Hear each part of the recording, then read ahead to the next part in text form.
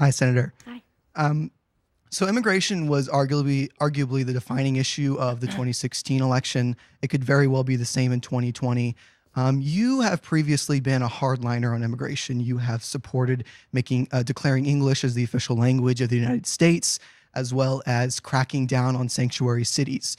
When you're running against a xenophobic demagogue like Donald Trump, how can you stand firm with the shaky record that you have on immigration?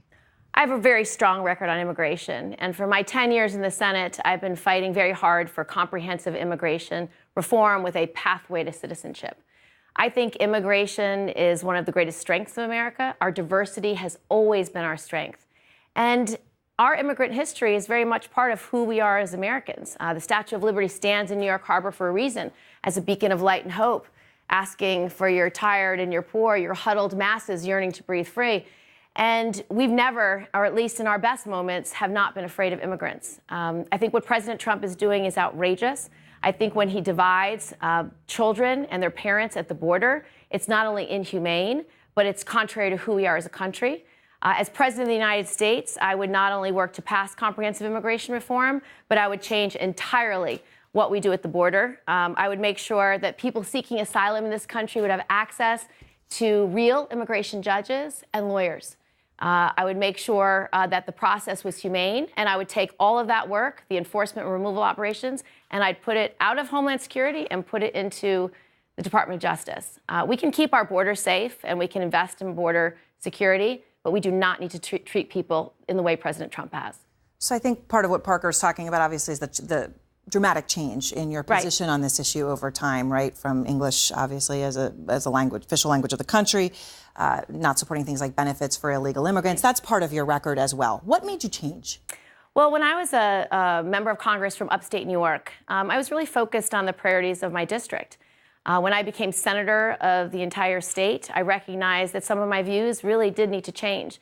They were not thoughtful enough and didn't care enough about people outside of the original upstate New York district that I represented. And so I learned. And I think for people who aspire to be president, I think it's really important that you're able to admit when you're wrong and that you're able to grow and learn and listen and be better and be stronger. That is something that Donald Trump is unwilling to do. He is unwilling to listen. He is unwilling to admit when he's wrong. He's actually incapable of it. And I think it's one of the reasons why he is such a cowardly president. So, you know, your background, obviously, you had quite a bit of experience in a lot of really diverse places, right? You spent a long time working for a law firm in New York City. You went to law school in Los Angeles. You worked for a Democratic administration. So you were very familiar with immigrant issues and places with a lot of diversity. Well, I was always for comprehensive immigration reform, but I didn't lead on the issue. And so when I became a senator 10 years ago, I decided this is something I need to lead on. It's something that's really important to my state. My state is so diverse. It's one of the most diverse in the entire country. And so what I've been able to do as senator is bring my whole state together. Not only could I represent the 2-to-1 Republican district that I represented, and not only won it twice, the second time with a 24-point margin, but then I turned and represented the whole state, and over 3 elections earned the highest vote total in the history of the state at 72%. Because I'm able, by listening, by empathizing, by understanding, to represent the entire state. My vote threshold at 72% is higher than any person who's ever ran statewide, including presidential campaigns.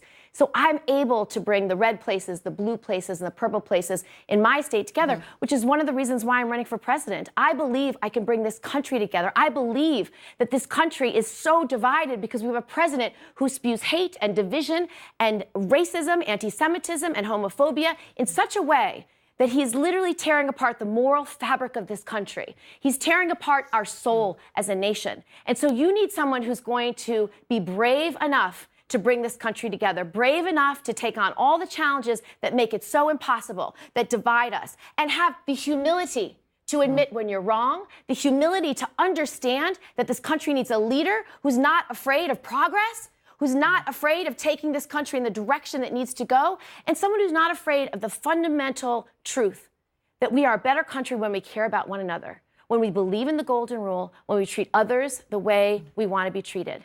And because I did not do that as a House member, I was ashamed. And so now as a senator for 10 years, I know I'm in the right place. I know I'm going to defend this country. I know I'm going to fight for those immigrant families as hard as I would fight for my own, because I have. I've done it for the last 10 years as senator. All right, so let me...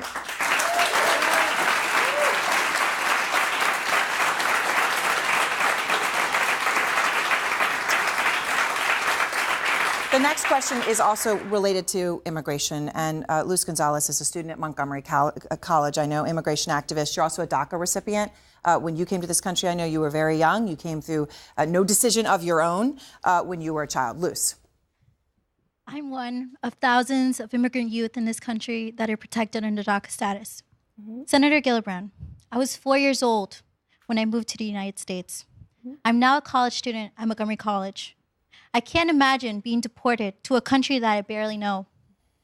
But our current immigration system provides no pathway to citizenship for me and my family. What would you say to Trump and his supporters to see families like mine deported? First of all, I think what President Trump is doing is not only inhumane, but lacks vision and lacks leadership. This is a country that was largely built by immigrants. Immigration and diversity has always been a strength. I would protect the Dreamers. I would make sure that Dreamers who came to this country would have a pathway to citizenship so they can finish their schooling, so if they're serving in the military, they can continue to serve, so that they can start families and start businesses. So for me, I think it's really important that we recognize that immigration is a strength, and I would lead in that way. I would make sure we pass comprehensive immigration reform in this country.